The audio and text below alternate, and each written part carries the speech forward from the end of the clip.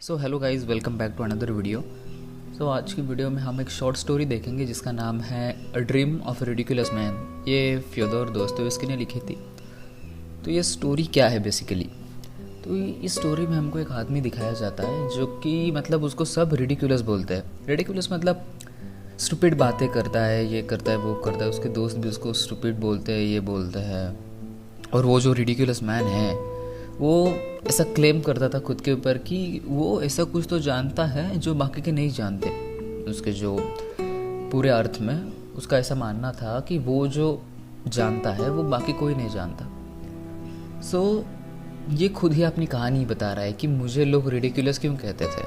तो ये खुद ही नरेटर है, ऐसा आप समझ लीजिए।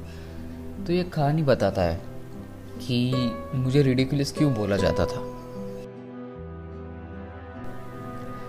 तो एक दिन वेदर काफ़ी रेनी होता है, तो ये जो नरेटर है वो काफ़ी दुखी होता है। तो दुखी होने के बाद ये अपने दोस्तों के पास चला जाता है। ऑब्वियसली हम भी जब दुखी होते हैं दोस्त को कॉल कर लिया या उससे मिल लिया तो हमारा मूड अच्छा होता है। और जाता है और उनसे बातें करता है और वो देखता है कि भाई ये सब तो झूठी बातें कर रहा है, मतलब कुछ सेंस नहीं है भाई इन सबकी बातों का। ये सब कुछ भी झूठी बातें कर रहे हैं, स्टूपिड थिंग्स के ऊपर बात कर रहे हैं। तो वो बताता है मुंह पे अपने दोस्तों को कि यार तुम क्या बातें कर रहे हो यार, इस चीज़ का तो कोई सेंस नहीं होता, कुछ भी स्टूपिड बातें कर रहे हो। तो उसके दोस्त उसको ही बोल देते हैं कि भाई तू स्टूपिड बातें कर रहा है, और ऐसा ऐसा कुछ तो बोल देते हैं। और वो उठ के चला जाता है। एक क्लब में बैठे होते हैं तो क्लब से निकल जाता है बाहर। अब रास्ते पे है और वो अपने घर जा रहा है। तो सोचता है कि मेरे पास एक रिवॉल्वर है, मैं घर जाके सुसाइड कर लूँ, ऐसा वो सोचता है और घर की तरफ निकल देता है।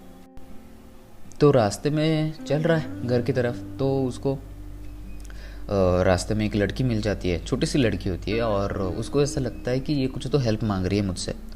उसको ऐसा लगता है कि इसकी माँ कुछ तो बीमार है और उसके लिए ये हेल्प मांग रही है। और वो लड़की आती है और इससे हेल्प मांगती है। तो ये रिडिकुलस मैन सोचता है कि मैं इसकी हेल्प क्यों करूँ, मैं तो ऐसे घर जाके मरने ही वाला हूँ, तो इसकी माँ जिंदा रहे मरे मुझे क्या फ़र्क पड़ता है।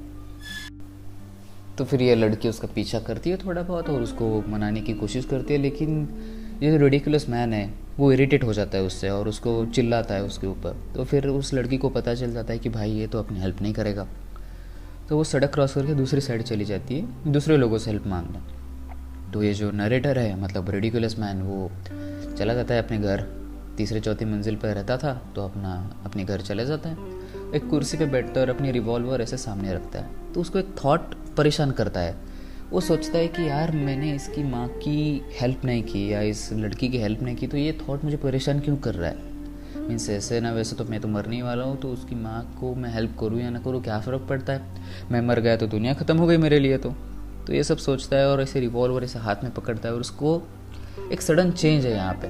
तो वो सोचता है कि नहीं यार मैंने गलत किया, मुझे उसकी हेल्प करनी चाहिए थी।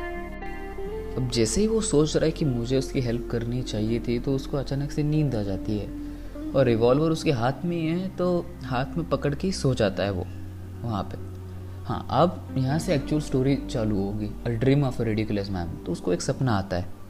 अब इस सपने में क्या है, तो अभी ये अपना सपना देख रहा है। अब सपने में क्या देखता है कि इसने खुद को गोली मार ली और लोग इसे उठा के लेके जा रहे हैं ग्रेवयार्ड में। लेकिन वो फील कर रहा है, मतलब उसको फर्स्ट रियलाइजेशन तो ये होता है कि आफ्टर लाइफ एग्जिस्ट करती है। तो उसको सब ऐसे कफन में बांध के उसको ले जाते हैं ग्रेवयार्ड में, और ग्रेवयार्ड में इसको दफना देते हैं। और दफना देने के बाद सब लोग चले जाते हैं। तो वहाँ का मौसम ऐसा डम्पनेस है, मतलब आप समझ लो मॉइस्चर है। Moisture should be the correct word. Moisture है वहाँ पे बहुत सारा। तो बारिश आना स्टार्ट हो जाती है। अब बारिश आती है तो बारिश उसके कब्र पर गिरती है, तो इसके आईलिड्स पर गिरती है, मतलब बारिश की बूंदें इसके आईलिड्स पर गिरती है। और वो फील कर पाता है कि हाँ बारिश गिर रही है, लेकिन वो कुछ कर नहीं पाता था। क्या करता था, मर गया है। और उसको सडनली अपने चेस्ट में पेन फील होता है, क्योंकि वहाँ पर ही उसने अपने आप को गोली मार दी थी। ये ड्रीम में मर गया है, ड्रीम में इसने अपने आप को गोली मार दिया और इसको लोग लेके जा रहे हैं। ये नरेटर का ड्रीम है, रिडिकुलस मैन का, ठीक है। तो ऐसा उसको पेन वगैरह फील होता है, तो वो डिवाइन बीइंग से प्रे करता है, मतलब डिवाइन की तरफ प्रे करता है कि मैंने ऑलरेडी बहुत बिगेस्ट सीन किया है अपनी लाइफ का, कि कमिटिंग अ सुसाइड, क्योंकि किसी की जान लेना ये अपने हाथ में नहीं है, और मैंने वो सीन कर दिया है, तो आप मुझे ये सब पेन और मत दो। मतलब वो सब कुछ सेंस कर पा रहा था लेकिन कुछ कर नहीं पा रहा था उसके लिए, जैसे कि चेस्ट पेन हो गया, वो हिलना चाहता है, आना चाहता है अपनी कब्र से बाहर, और वो बोलता भी है डिवाइन से कि प्लीज़ मुझे यहाँ से बाहर निकालो, बाहर निकालो। तब सडनली उसकी कब्र खुल जाती है और सामने था एक डिवाइन बीइंग। अब डिवाइन बीइंग का ऐसा नाम तो बताया नहीं है स्टोरी में, लेकिन एक डिवाइन बीइंग है। उसको डिवाइन बीइंग उसकी कब्र से बाहर निकाल देता है।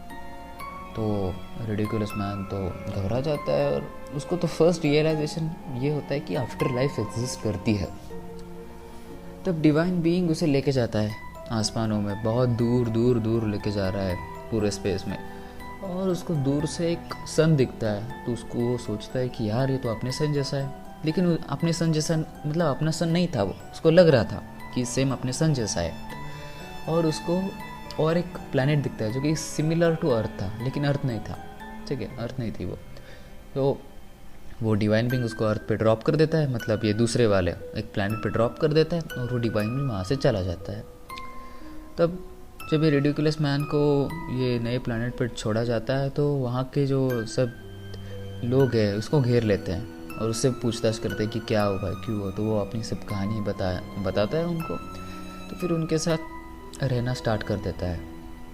अब रहने के बाद कुछ दिन रहने के बाद उसको रियलाइज़ होता है कि यार ये सब लोग तो बहुत खुश है, मतलब सब लोग तो काफ़ी हैप्पी है। उनके डिक्शनरी में वर्ड ही नहीं था सैडनेस, सफरिंग, ऐसा कुछ भी नहीं था। मतलब क्या कह सकते हैं आप, कम्प्लीटली अपोजिट ऑफ अर्थ। अर्थ पे तो इससे कंप्लीट, मतलब ये जो प्लेनेट है इससे कंप्लीट अपोजिट तो अपना अर्थ है, ऐसा वो सोचता है। अगर वहाँ पे कुछ ऐसे डिसीजेस नहीं थे, रिलीजन नहीं था, सब एक थे। हाँ, सब में यूनिकनेस थे हर एक के, लेकिन सब एक थे। किसी में कुछ टैलेंट है, ये टैलेंट है, किसी का आईक्यू ज़्यादा है, किसी का आईक्यू कम है, ऐसा कुछ नहीं था, सब इक्वल थे, सब के सब इक्वल थे। और सपोज़ कोई मर रहा है ओल्ड एज में, मतलब वो बूढ़ा गया है, वहाँ पे डिसीजेस भी कुछ नहीं थे। ये एक थिंग ये भी बताया है स्टोरी में, वहाँ पे डिसीजेस भी कोई नहीं थे। और जब उस प्लैनेट पे कोई मरता था तो ऐसे लोग रोया नहीं करते थे, और वो खुद आदमी भी नहीं, क्योंकि वो डेथ को एक ट्रांजिशन फेज मानते थे अपनी लाइफ का, कि यार हम मर नहीं रहे हैं, बस ये एक ट्रांजिशन हो रहा है हमारे लिए, एक ट्रांजिशन है बस, ऐसे समझते थे। कोई रो भी नहीं रहा है, ये भी नहीं रहा है, मतलब इतने प्रोग्रेसिव थे, ऐसा आप कह सकते हो। मतलब कम्प्लीटली अपोजिट ऑफ अर्थ। और रात को गाने भी गाते हैं भाई, रोमांटिक सॉन्ग गाते हैं, लेकिन ये रोमांटिक सॉन्ग सफरिंग और सैडनेस से नहीं थे, कम्प्लीटली अलग थे, और कम्प्लीटली अलग था। मतलब जैसे अर्थ पे थे, जैसे कि अर्थ पे हमारे जब रोमांटिक सॉन्ग्स है ऐसे रिलेटेड टू लव, ये सब सफरिंग से है, ब्रेकअप पे वगैरह, ये सब वहाँ पे कुछ नहीं था। Completely different. सैडनेस वर्ड ही नहीं है भाई उनमें। तो ये जो रिडिकुलस मैन है उनके साथ रह कर भाई ये तो हैरान हो जाता है कि भाई ये क्या है, मतलब वो सब तो पहली बार देखा है उसने, मतलब ये क्या है, वो शॉक हो जाता है। लेकिन यहाँ पे एक सडन चेंज आता है।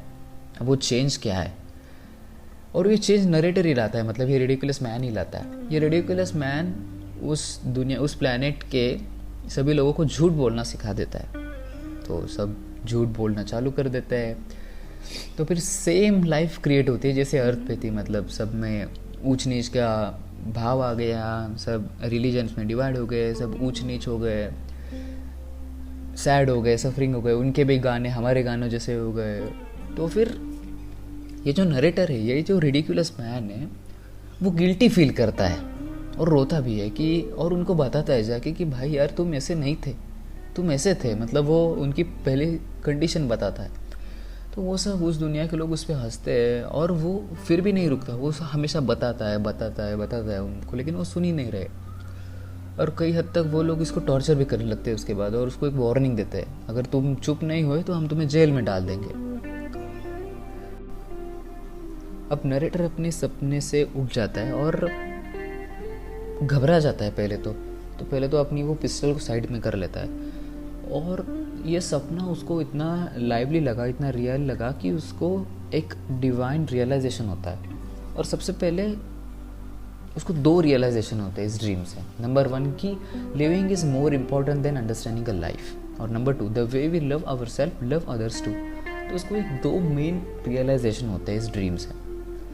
तो उठता है ड्रीम से अपने और सबको बताने जाता है कि भाई जैसे हम लोग अब लाइफ जी रहे हैं वैसी लाइफ नहीं है, लाइफ कम्प्लीटली अलग है अपनी। तो सब लोग बोलते हैं क्या बकवास बात कर रहा है भाई, ये तो स्टूपिड बातें कर रहा है, रेडिकुलस बातें कर रहा है। तो उसको पता था कि लोग उसकी बात नहीं मानेंगे, लेकिन वो क्या बोलते हैं आप ऐसे दृढ़ निश्चय कर लेता है कि भाई मैं अपनी पूरी ज़िंदगी लोगों को बताने में ही गुजारूंगा, चाहे कुछ भी हो जाए। मैं सबको बताऊंगा कि हम जैसे जी रहे हैं वैसी लाइफ नहीं है। वो इसे ठान लेता है, तो ऐसे बताता है। और आखिरी में वो उस लड़की को भी ढूंढता है जो स्टार्ट में वो जिसकी उसने हेल्प नहीं की थी।